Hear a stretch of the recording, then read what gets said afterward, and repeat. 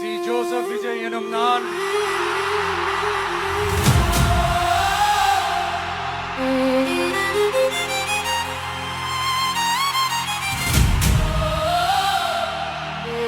சட்டப்படி அமைக்கப்பெற்ற இந்திய அரசியல் அமைப்பின்பால் உண்மையான நம்பிக்கையும் மாறா பற்றும் கொண்டிருப்பேன் என்றும்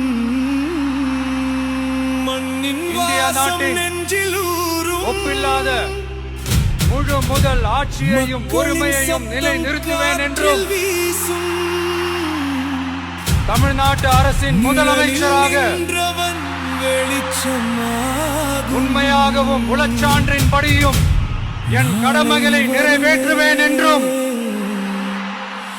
அரசியல் அமைப்பிற்கும் சட்டத்திற்கும் இணங்க அச்சமும் ஒருதலை சார்பும் இன்றி விருப்பு வெறுப்பை விலக்கி பலதரப்பட்ட மக்கள் அனைவருக்கும் நேர்மையானதை செய்வேன் என்றும் ஆண்டவன் மீது ஆணையிட்டு உறுதிமொழிகிறேன். கேட்டது ஒரு பதில், கண்ணீர் கேட்டது ஒரு வழி, நீதியாய் நின்று பேசும் குரல் நாட்டை மாற்றும் புதிய ஒளி.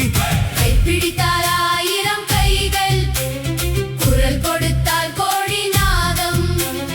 ஒரு மனிதன் அல்ல இது மக்கள் எழுச்சியின் ஆரம்பம். நான் வருவேன் நாளை மக்கள் மனதில் வாழை உண்மை பாதை காட்டி உலகம் பார்க்கும் வேளையே.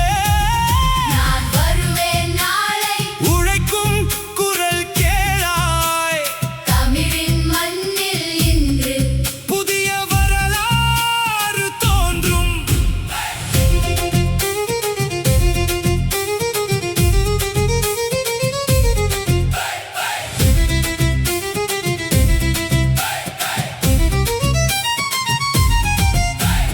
பசி கேட்டால் உணவு ஆகும், அழுகை கேட்டால் நம்பிக்கையாகும். மக்கள் வழியில் நடந்த காலம் மாற்றம் எழுதும் புதிய காலம்.